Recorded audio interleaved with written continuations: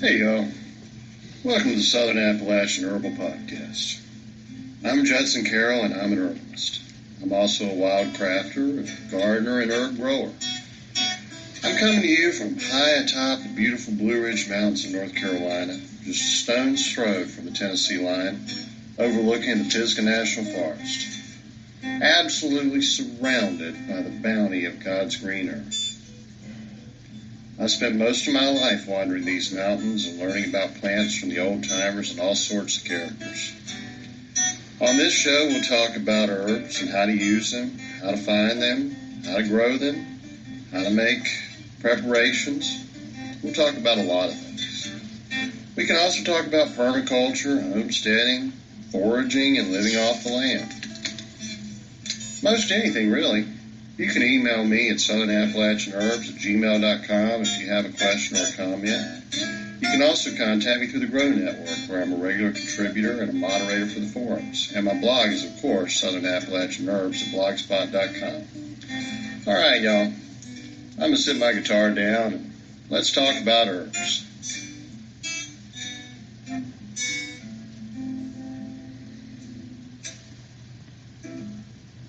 Hey, y'all. Welcome to this week's show. I hope everybody had a wonderful Christmas. And if you're in the Southeast, we're having a remarkable spell of warm, sunny weather right now. And I hope you're enjoying that too. But it's, it's 73 degrees outside right now and sunny, sitting here in central North Carolina. I'm off the mountain for a while. Well, let's get into this week's show because it's kind of a big one. It's probably going to end up being a two-parter. We're going to talk about bites and stings. So in part one, I'm focusing more on the insect bites and stings. In part two, we're going to get into animal bites, venomous snakes and spiders, stuff along those lines. So it's a big topic, and let's just dive right in. All right, this is from my book, Herbal Medicine for Preppers, Homesteaders, and Permaculture People. Bites and stings. Under bites and stings, I'm going to include not only such nuisances as mosquitoes and fleas, but poisonous snakes and spiders and animal bites. Most often, the bites of mosquitoes, fleas, chiggers, ticks, bed bugs, kissing bugs, etc., are a minor annoyance, but they can become easily infected. And if you're immunocompromised, it can actually cause a major problem. Uh, even even fleas or kissing bugs or bed bugs can actually uh, trigger an autoimmune response or weaken your immune system at kind of having to constantly battle those those invading organisms. They're biting you and they're sucking your blood, and your body will mount an immune response even to just a mosquito bite. That's why we can get a mosquito bite and it'll swell up the size of a quarter sometimes. Sometimes it's nothing, right? But if your immune system's weak, if you're already having allergy issues or other autoimmune conditions, that little mosquito bite that may be nothing one day can swell up the size of a quarter or a silver dollar. I mean, it can become this huge, itchy whelp. That is your body's immune response overreacting. Fortunately for us, actually, most of the insects that do bite us as parasites, such as mosquitoes, secrete a little substance that prevents you from feeling them right away. It kind of numbs the area a little bit, and it can blunt that immune response. If not, every time we were bitten by a mosquito or a flea, we would feel it and it would hurt and it would itch and it would be a lot more of an issue than it is. It's one of those things like how your brain is under constant stimuli all the time. Your nervous system, every single nerve in your body, if they're healthy, is feeling things all the time. So the brain actually has to filter out what we might call white noise, right? Because if it didn't, you'd go crazy. You could not handle all the stimulus. You could not handle feeling every square inch of your skin, hearing every noise in a room, seeing everything around you and being aware of it all the time. It's sort of the same thing with less serious insect bites. your body has figured out, your brain has figured out, God gave us the ability to get bitten and not even really realize it all the time until it's just an itchy bump, for better or for worse.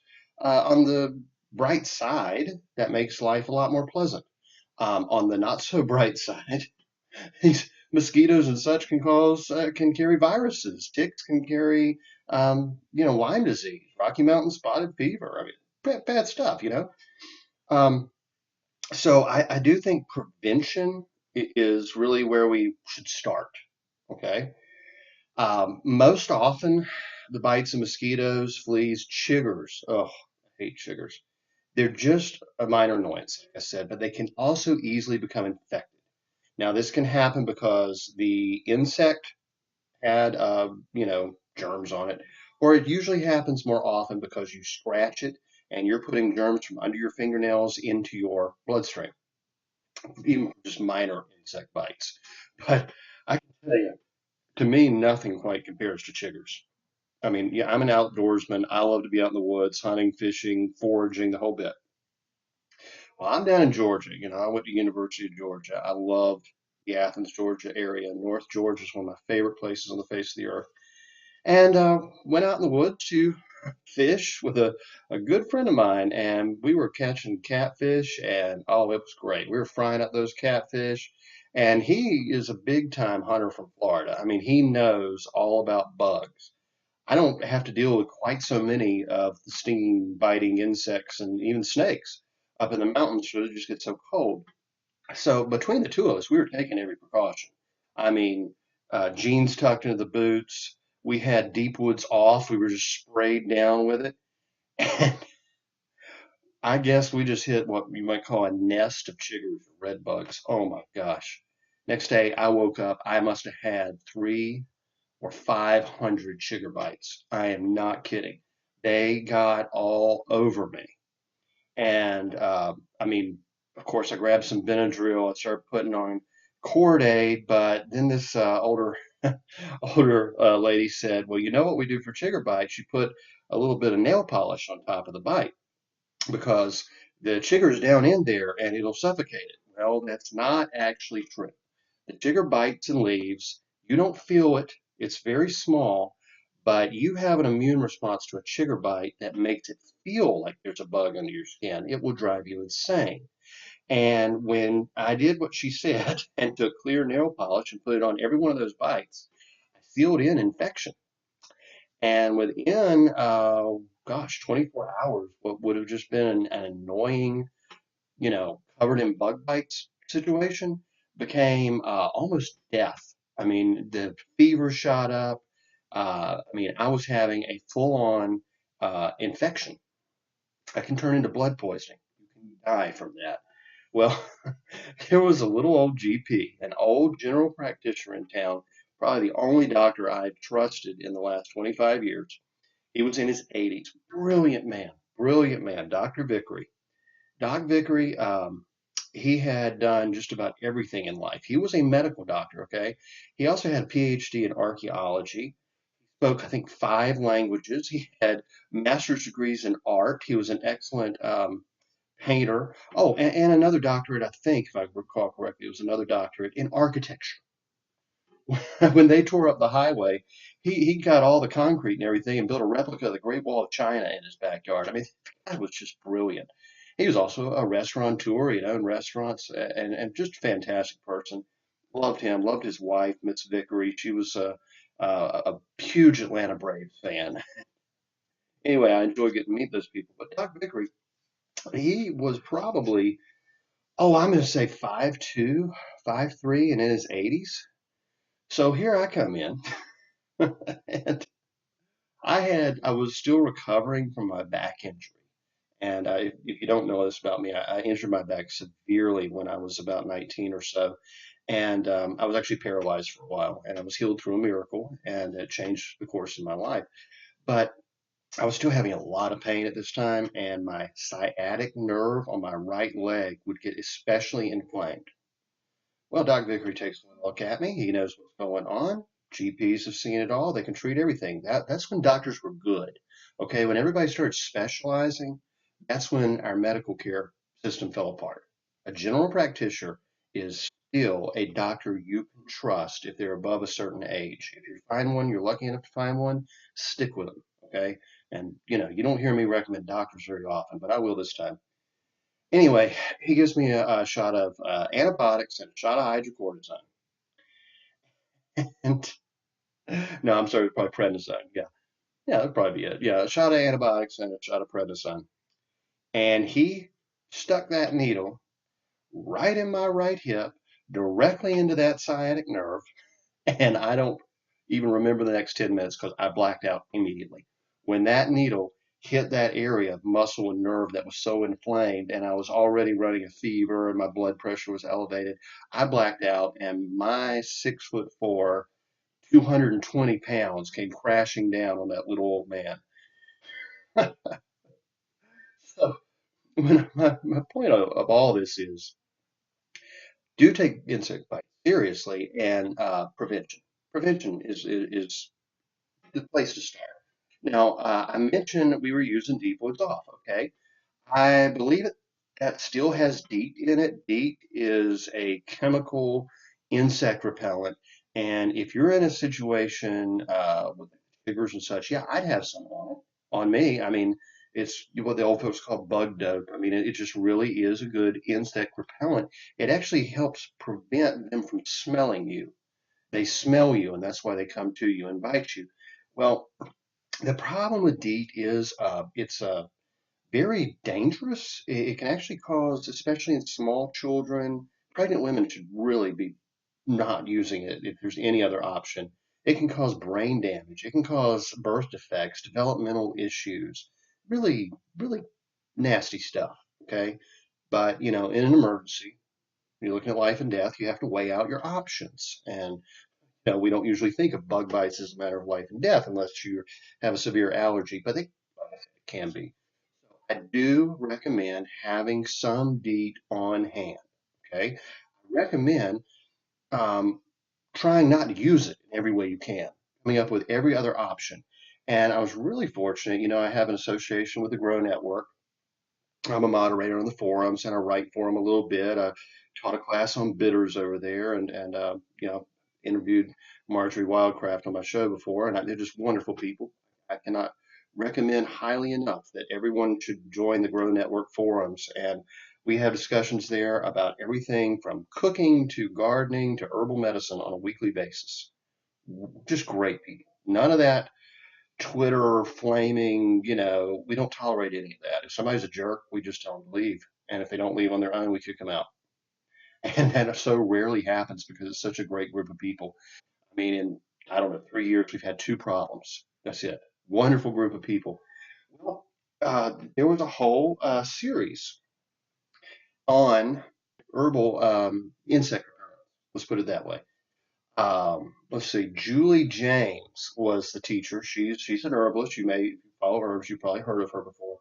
She's done research into these plants that are as effective, or get this, more effective than DEET, and do not have the bad side effects. The only downside is that you're using essential oils of herbs. You always want to, you never want to use essential oils straight. They can burn your skin and they evaporate easily because they're oil. So you have to apply it, every 30 minutes if you're in a mosquito infested field or something. Or if you're in an average day, you could just probably put it on once an hour or so. Sprays on with a little, aerosol. But before I get quite to that, because her mix of herbs was just great, and again, highly recommend you take a look at that. It's one of the classes on the Grow Network. But there is a bush that most everybody, at least in the South, is aware of. It's called beautyberry. Okay, has these purple berries on there. They're edible, but they don't have a lot of flavor. It's mainly an ornamental. But this plant has been used as an insect repellent in Louisiana and Mississippi for generations, hundreds of years. And in 2006, U.S. Department of Agriculture's Natural Products Utilization Research Unit in Oxford, Mississippi, actually looked into it. And they found that extracts from beautyberry could match DEET for repelling mosquitoes. The next year, experiments showed that the active ingredients from the leaves It's the leaves that you use. You don't want to rub purple berries all over yourself and look like an idiot. You actually use the leaves and just rub them right on your skin. That's how you use beauty berry. The leaves showed provided 100% repellency black leg ticks for 3 hours. Now, if you need, if you were looking for a reason to get a nice pretty bush in your yard that has some edible berries on it, this thing actually repels ticks for 3 hours after application. Their bug spray doesn't do that. In 2008, a four-person research team headed by chemist Charles Cantrell in Mississippi and entomologist Jerome Clun, I guess Klun, in Maryland, published research that added fire ants to the list of pests repelled by the essential oil of beauty berry leaves. Fire ants. Y'all, if you've ever been bitten by fire ants, that is the absolute worst. Yes, I would actually take chiggers over fire ants. Fire ants hate me. If I am anywhere near a fire ant hill, they will find me and they will climb up my legs and start biting me, and it hurts, it stings, it's horrible. So, Beautyberry, absolutely wonderful. And you can find that research. It was in an article in Mother Earth News by Barbara Pleasant called Natural Insect Repellent Beautyberry Banishes Bad Biting Bugs. I love authors that enjoy alliteration. All right. But back to the Julie James seminar on the Grow Network. The first herb she recommended was catnip or catmint. Okay, this is Nepticataria. It's in the mint family, and everybody knows catnip because cats go crazy over it. It's kind of funny. Everybody always wondered why cats were so attracted to catnip, and we still don't know why it kind of makes them like, kind of stoned or whatever. But it seems the essential oil of catnip smells to a cat like a secretion from another cat's anal glands.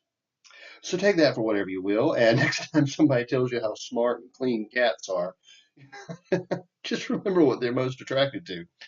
All right. So catnip has long been used as a mosquito repellent. Bill Gibbons praised it highly in his classic work, Stalking the Helpful Herbs, which was a bestseller that reintroduced such plants into common use in the 1960s. Research at Iowa State University has found essential oils of catnip to be 4 to 5 more effective than DEET in repelling insects. 4 to 5 times more effective. If I had had catnip, I probably wouldn't have had the chigger infestation. Again, I recommend not using pure essential oils on your skin. For use out of season, make a fresh plant tincture with a high proof alcohol and use that. Now, what that means is, okay, you pick these leaves fresh in the morning before full sun hits them, when they're absolutely their peak fragrance. You get the highest proof vodka you can get, or other spirit, but Everclear is the standard. Everybody knows Everclear. And you put the alcohol in a blender, turn it on. You then put the fresh leaves directly in there, slap the lid on, let them grind up, turn it off, leave the lid on until everything settles and cools back down.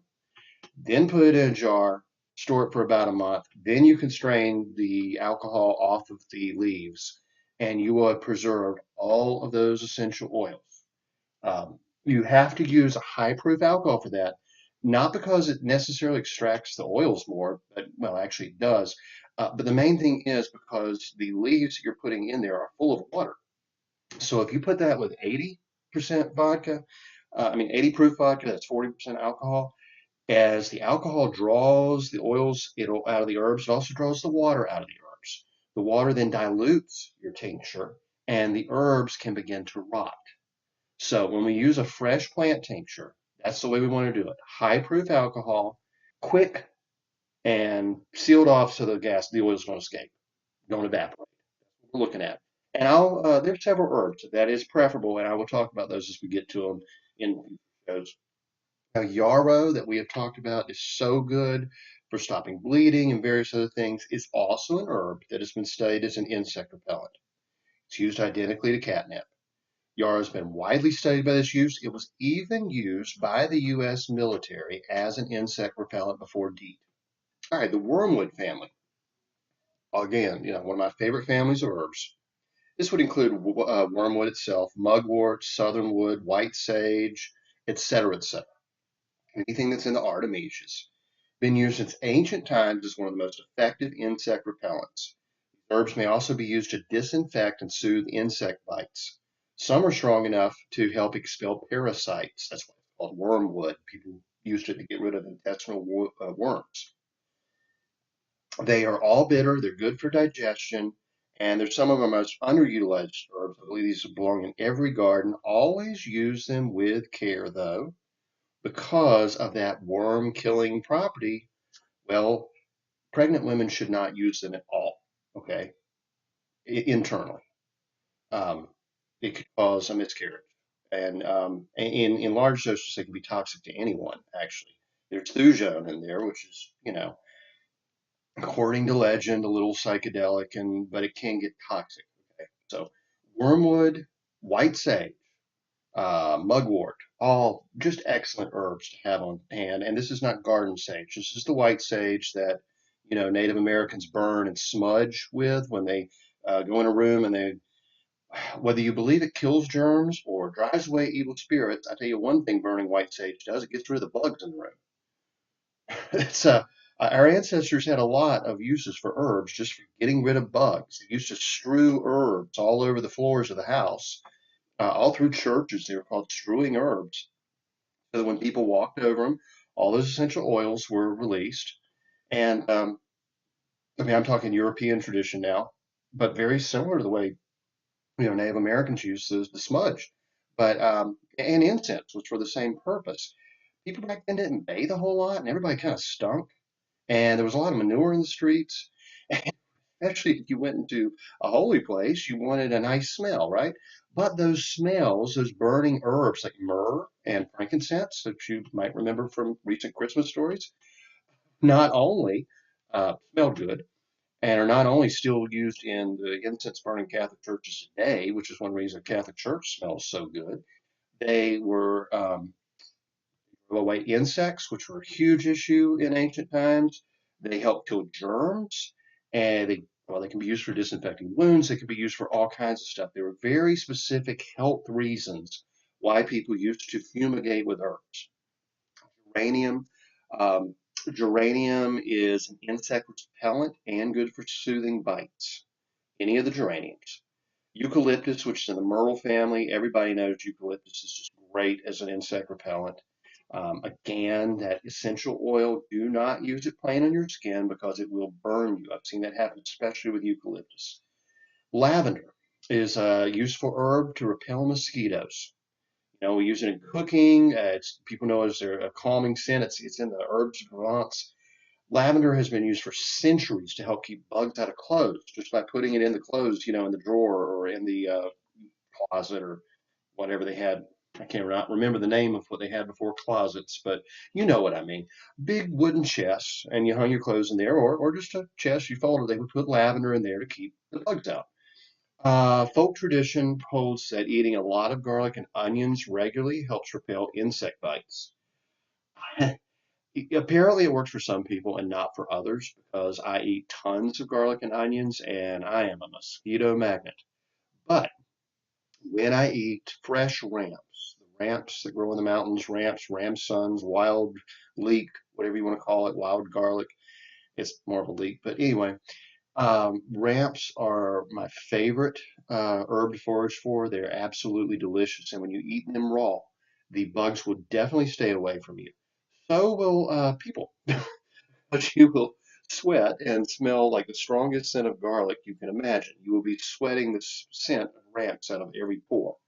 But they are delicious. They are absolutely delicious. They are a sweet leek, garlic, tiny bit of heat to some of them.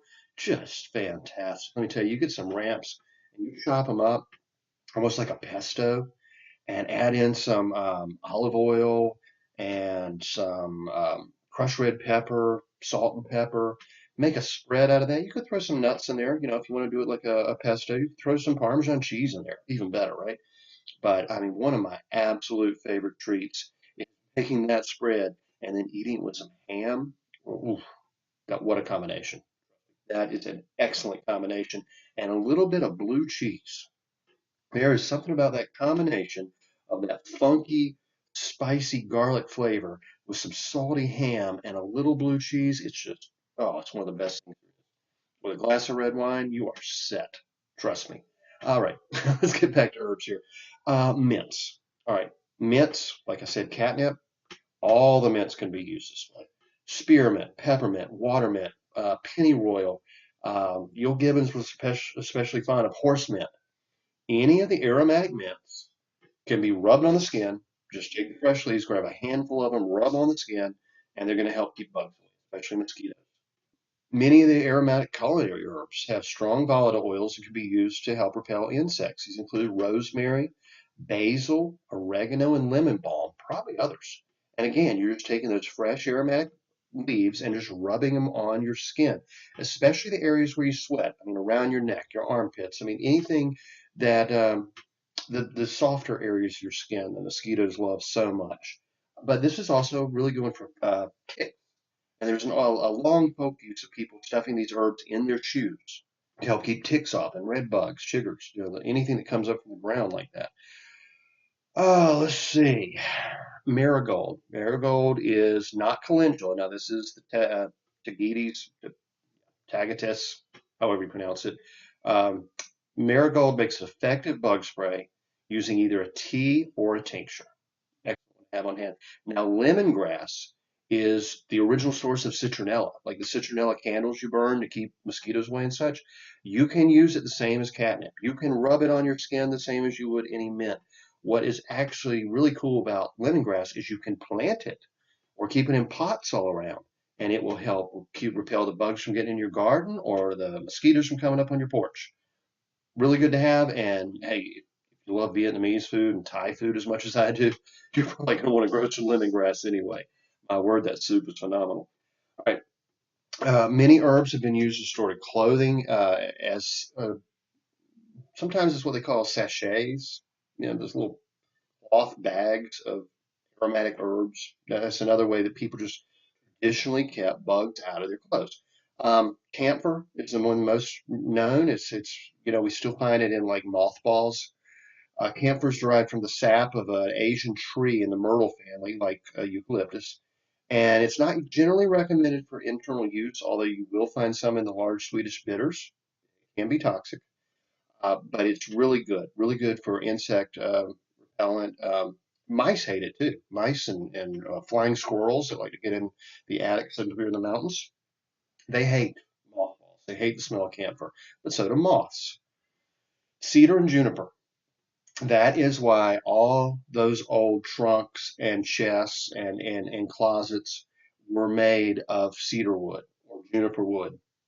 The aromatic woods keep the bugs out of your clothes.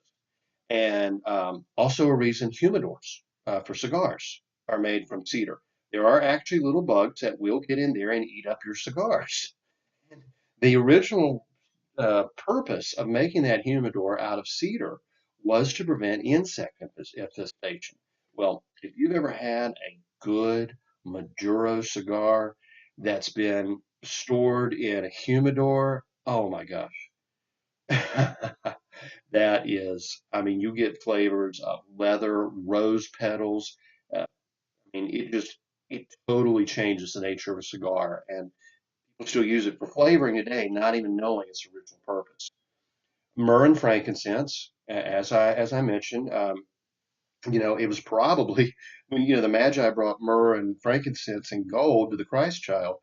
That was probably actually more practical for them than the gold, because the myrrh and the frankincense would disinfect wounds and kill bugs and keep bugs away and help with all kinds of stuff, colds, and fevers, and small amounts internally. It's another one like camphor. It's a wood resin. It can be toxic. Now, Mexican marigold and chrysanthemum. This is really fantastic, and really you need to know this. They contain a chemical called, let me see if I can pronounce it right, permethrin.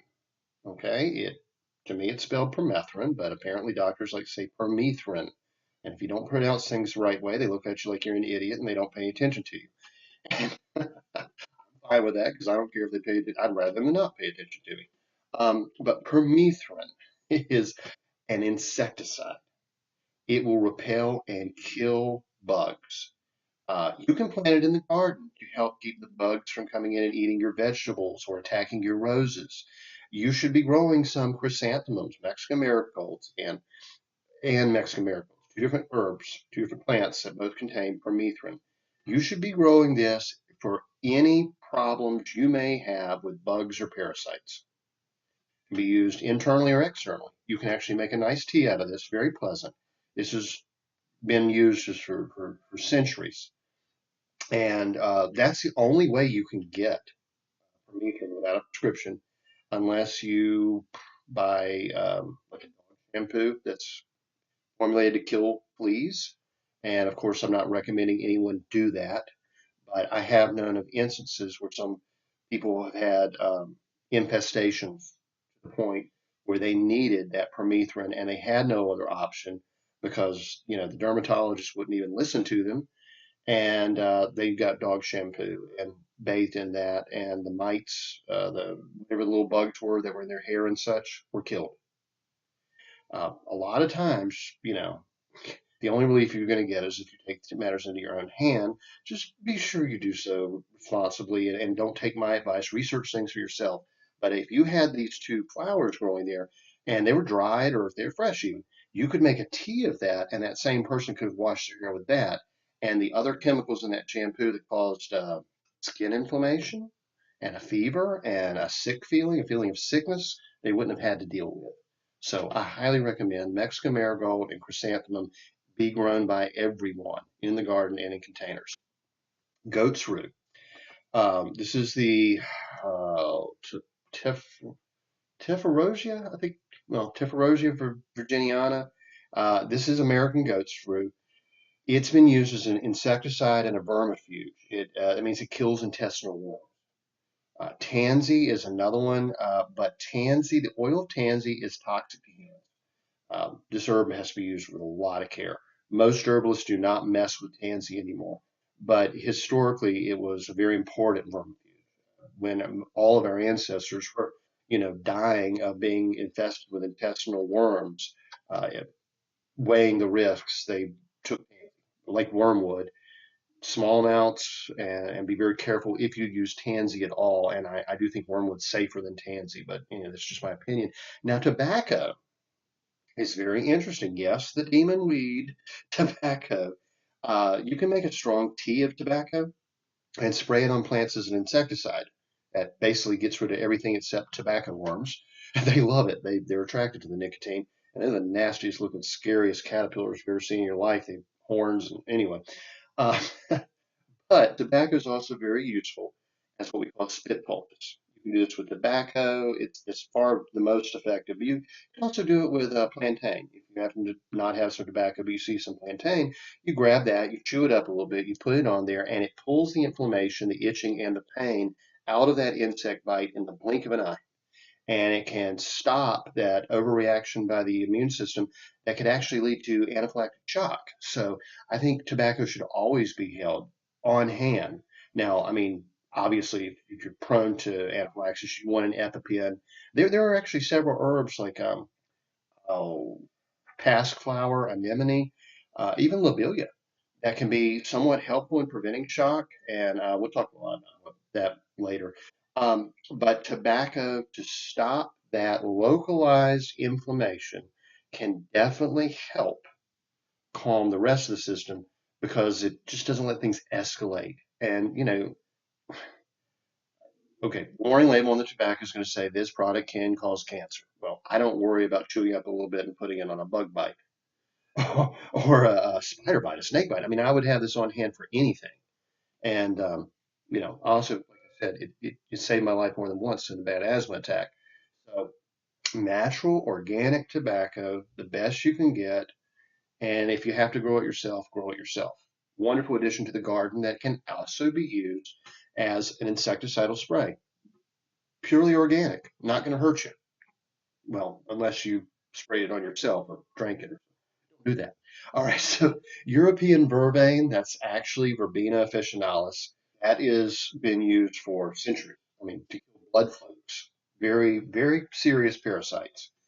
Echinacea, which, echinacea is always our go-to for so many things, from colds and flus to, but it's especially useful for bites and stings and as an insect repellent. Told you before, and we'll get more into this with the venomous bites, the snakes and the spiders and such.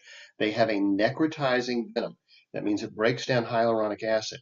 Echinacea is what they used to call snake oil, and snake oil was actually far more effective for treating snake bites than anything a doctor had to offer because echinacea protects hyaluronic acid from being destroyed and promotes the production of hyaluronic acid. Very important. Always have some purple coneflower or even Rebecca, brown-eyed Susan, black-eyed Susan, whichever it is, growing because it is very useful for so many things. And the fresh juice from the stalk is one thing you're never going to be able to buy in an herb store. At least I've never seen it. And only you can have that if you grow it. And that, according to Stephen Buhner, maybe its most antiviral component. But that's up for big matter of controversy among herbalists. Tree of Heaven, which is Ailanthus. The tea has been used for tapeworms. Now, walnut, butternut, hickory, and pecan, or pecan, however you want to say it. We say pecan on the mountain, and pecan down toward the coast. Traditionally been used as a primary herbal treatment against worms and parasites. It's a leaf tea. Been true for hundreds of years, generations. I was even told on the farm as a kid that when the horses would have an issue with worms or an stomach, I guess, they would go and eat the walnut leaves themselves. Okay. They always said the animals just know what they need. Well, you can use, walnut leaf, butternut, hickory, pecan. They're all in the juglans family uh, as a wash for lice, as internally for various parasites. Just again, a great tree to have on hand and usually pretty easy to find. Magnolia, the bark of all the trees in the magnolia family are useful against worms. That would also include tulip poplar. Tulip poplar is also in the magnolia family, even though they don't look alike. Pawpaw. Pawpaw is one of our wild fruits, one of our most delicious wild fruits. It's somewhere between in flavor, a banana and a papaya, I would say. It's like a tropical fruit that grows in the mountains. You'll never see it in the store because the fruits get soft and mushy before they can be shipped. Grow a pawpaw tree. They used to be a very common tree in America, and people stopped growing them, and there were, I don't know, a lot of them were cut down in logging operations, and we need more pawpaws in this country. The leaves are insecticidal, so good reason to have pawpaw. Maidenhair fern. Well, actually, many ferns. Maidenhair, Venus maidenhair, bracken fern. That's the one we usually eat as fiddleheads. Common polypody, male fern, lady fern, crested wood fern. All of these have been traditionally used against worms. The caveat being many ferns are slightly carcinogenic. Okay, so before you use any fern internally, even bracken, that is just a common. I mean, they sell them in grocery stores in the springtime. Are fiddleheads because they curl up like a fiddlehead. Actually has a little bit of a carcinogenic property. You're hopefully not using a whole lot of it, right? And do your research. And if you have a family history of cancer or if you've had cancer, you probably just want to avoid that. They can also be used externally. They can be put in your clothes. They can be put in your bedding. They reduce inflammation somehow, and they also seem to drive away insects. And I'll just wrap up this section with probably the most effective old home remedy, Listerine. All right, this is the brown one, not the sweet one, not the syrupy sweet, the old original Listerine that burns your mouth and has a very medicinal taste. It's actually a very potent herbal tincture that's diluted enough to be used as a mouthwash. It contains the essential oils of thymol, eucalyptol, menthol, and methyl salicylate, whatever. That, in other words, is thyme, eucalyptus, mint, and wintergreen. Applied to the skin, it is an effective mosquito repellent. Applied to bug bites, it calms the itching and reduces inflammation. And you can get a generic brand that works just as well. I mean, just read the label and make sure it's got those four essential oils in there. And one thing that's also really cool about Listerine that a lot of people don't know. All right. So the next time you're looking at your deodorant bottle, if you use deodorant or antiperspirant, look at those ingredients and just kind of Google some of them. Um, they will give you cancer. Uh, Probably one of the primary causes for cancer in America, which is an epidemic now just through the roof, is chemicals that are in our shampoos and our cleaning products, but also the deodorant and antiperspirant people are putting on very sensitive skin that absorbs those compounds, those chemicals, every single day. And it's kind of worth noting the man who sold us on this idea was Edward Bernays, the father of propaganda, um, the nephew of Sigmund Freud, who invented modern advertising. He also invented the term BO or body odor.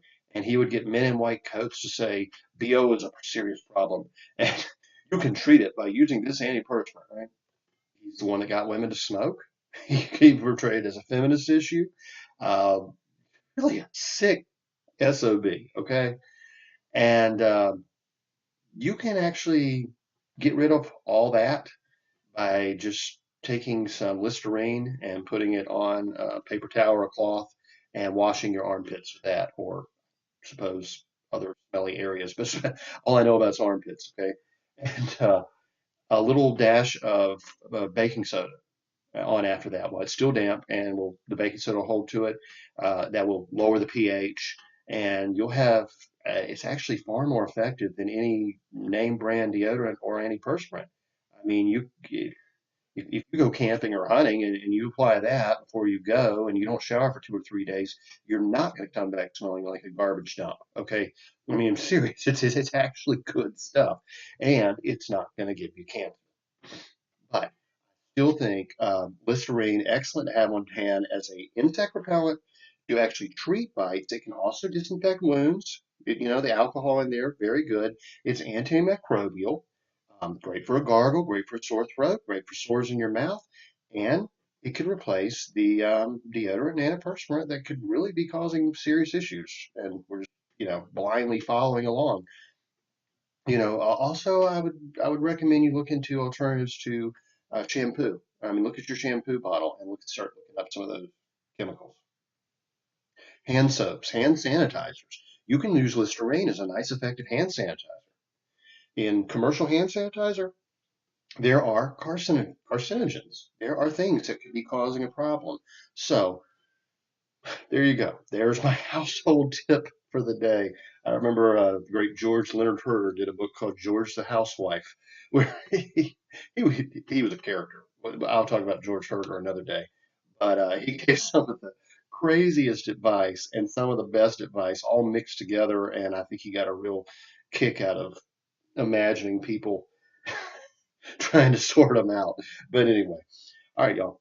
I'll have a big announcement next week, and it's the end of the year. And I really didn't even acknowledge when I had done a year of this podcast because it was when I was it was my political episode where I was getting so worked up.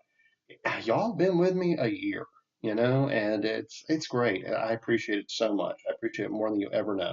I mean, I'm sitting there yesterday, Sunday afternoon, the day after Christmas. And I'm thinking, there's nobody listening to my podcast today. And I've turned on the stats, and 260 people are listening to it right that very minute.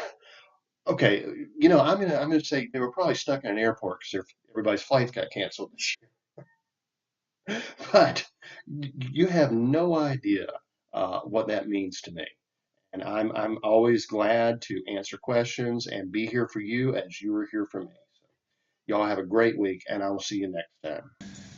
The information in this podcast is not intended to diagnose or treat any disease or condition. Nothing I say or write has been evaluated or approved by the FDA. I'm not a doctor. The U.S. government does not recognize the practice of herbal medicine, and there is no governing body regulating herbalists. Therefore, I'm really just a guy who studies herbs. I'm not offering any advice. I won't even claim that anything I write or say is accurate or true. I can tell you what herbs have been traditionally used for. I can tell you my own experience and if I believe an herb has helped me. I cannot nor would I tell you to do the same. If you use an herb anyone recommends, you are treating yourself. You take full responsibility for your health. Humans are individuals and no two are identical. What works for me may not work for you. You may have an allergy, a sensitivity, an underlying condition that no one else even shares and you don't even know about. Be careful with your health. By continuing to listen to my podcast or read my blog, you agree to be responsible for yourself, do your own research, make your own choices, and not to blame me for anything ever.